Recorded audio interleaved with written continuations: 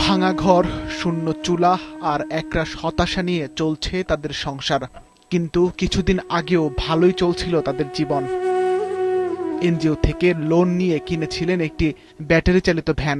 ভেবেছিলেন সেই ভ্যান চালিয়ে ঘুচবে তাদের দীর্ঘদিনের দারিদ্র্যের অভিশাপ। কিন্তু সুখ তাদের বেশি দিন থাকলো না। আয়ের একমাত্র উৎস ভ্যানটি বাড়ির সামনে থেকে চুরি করে নিয়ে গিয়েছে চোর। বলছি মেহেরপুরের গাংনী উপজেলার রাধা গোবিন্দপুর ধলা গ্রামের ভ্যান চালক আব্দুল লতিফের কথা। বর্তমানে কোনো রকমে খেয়ে না খেয়ে চলছে তার জীবন। সরেজমিনে গিয়ে দেখা যায় আব্দুল লতিফের 7 সদস্যের 5 জনই প্রতিবন্ধী। পরিবারের একমাত্র উপার্জনক্ষম ব্যক্তি আব্দুল লতিফ।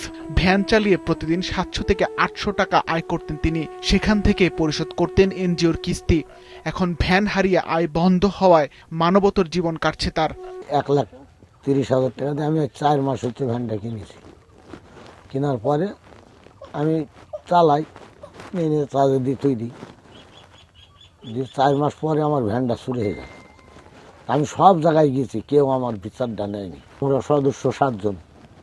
7 জনের মধ্যে ওই 7 জনই একই অবস্থা। আমি একা খাইব, ওরা 7 জনই খাই, যাই আনি আল্লাহর রাস্তে হইতে তাই ভাগ্যের খাই।